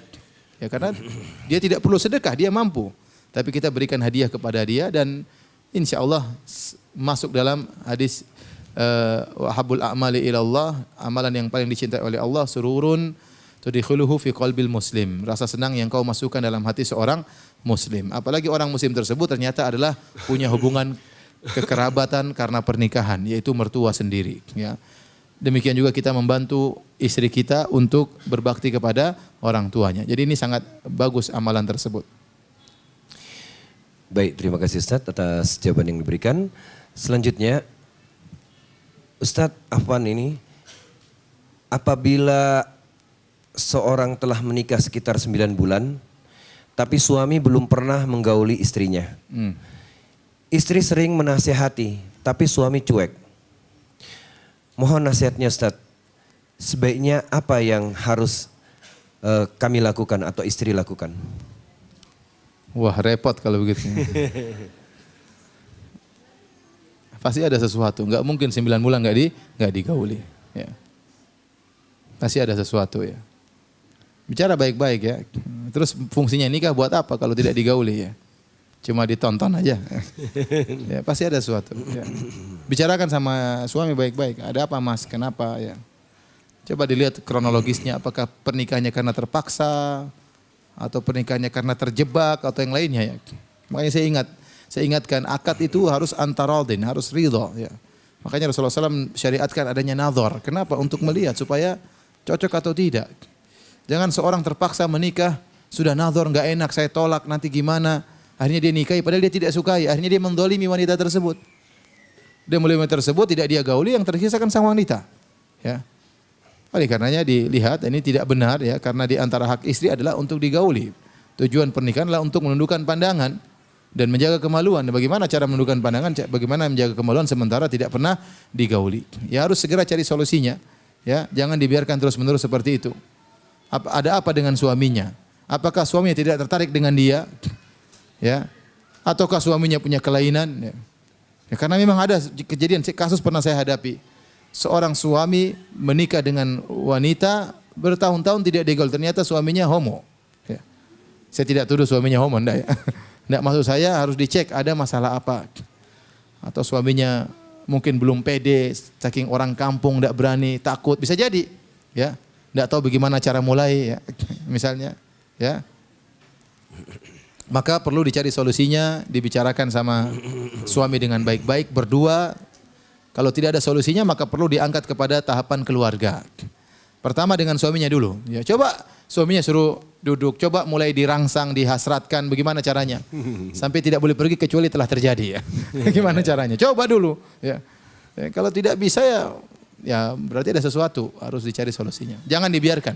Kalau kita tidak bisa bahagia dengan si fulan, cari kebahagiaan yang lain. Ya, ngapain paksakan diri? Ya, ngapain paksakan diri bertahan. Oh, tidak bisa, tidak mau ya sudah. Kenapa kita harus terikat dengan dia? Dia cari istri yang lain, saya cari suami yang lain. Enggak ada masalah. Iya, baik. Terima kasih Ustaz atas jawaban yang diberikan. Pertanyaan selanjutnya, Assalamualaikum warahmatullahi wabarakatuh Ustaz. Waalaikumsalam. Ustaz, seorang istri yang sering terluka dengan perkataan keras dan kritik pedas suaminya. Mohon nasihat bagi suami istri tersebut. Oh ya, salam untuk Habibah dan Zainab. Ya Ustaz, afwan kami tidak hafal nama-nama anak-anak Ustaz yang lainnya. Mohon nasihat dari Ustaz. Berarti kerabat ini Ustaz. Mudah-mudahan bukan istri saya. Tentunya tadi kata Allah wala tansawul fadla bainakum. Janganlah kalian melupakan atau jangan kalian meninggalkan sikap yang terbaik bagi pasangan. Ya. Rasulullah SAW bersabda khairukum li ahlihi wa ana khairukum li ahli. Seorang harus ingat betul hadis ini. Sebaik-baik kalian di sisi Allah adalah yang terbaik bagi istrinya. Jadi sikap yang terbaik bagi istri itu akhlak yang mulia. Akhlak yang mulia. Rasulullah SAW mengatakan aqrabukum minni majlisan yaumal qiyamati ahasinukum akhlaqa. Orang yang paling dekat kedudukannya pada hari kiamat di sisiku adalah yang paling terbaik akhlaknya. Dan untuk barometer akhlak terbaik seorang adalah bagaimana akhlaknya terhadap istrinya. Kalau ingin tahu kita akhlaknya baik atau tidak, lihat bagaimana akhlak kita terhadap istri. Ya. Justru kalau kita murah senyum sama orang, maka dengan istri harus lebih utama, lebih murah senyum. Kalau kita berkata-kata dengan orang lain, menjaga kata-kata kita, tidak menyakiti hati teman kita, maka istri lebih utama. Ya. Kalau kita betah untuk ngobrol dengan teman, maka harusnya dengan istri lebih betah lagi untuk apa? Ngobrol, curhat, bercengkrama, harus lebih utama. Ya. Demikian juga sebaliknya, istri pun demikian. Tatkala berkata-kata dengan suami harus milih-milih kata-kata yang menyenangkan hati suaminya. Tidak semua perkataan kita keluarkan. Kita tahu kalau kita ngomong gini istri kita tersinggung, ya jangan diomongin lagi. Jangan diomongin lagi. Ya, jadi saya nasihatkan kepada keduanya, baik suami atau istri, ingat ya, suami yang terbaik, bahkan lelaki yang terbaik di sisi Allah adalah yang terbaik bagi istrinya. Dan istri wanita yang terbaik di sisi Allah adalah yang terbaik bagi suaminya. Karena kata Rasulullah SAW kepada seorang wanita, ya, aina anti minhu fa innahu jannatuki au naruki. Bagaimana kedudukanmu di sisi suamimu? Sungguhnya suami itu adalah surgamu atau nerakamu. Ini menunjukkan suami sangat penentu bagi istrinya dalam masuk neraka atau dalam masuk surga. Kalau suaminya ridho kepada istrinya, insya Allah istrinya akan masuk surga. Jadi jaga lisan, jaga kata-kata. Sebagaimana sang istri kalau hendak berbicara dengan ayah dan ibunya dia pilih kata-kata, maka demikian juga tatkala dia berbicara dengan suaminya. Kalau orang tuanya masih hidup, maka dia disuruh berbakti kepada ayah dan ibunya.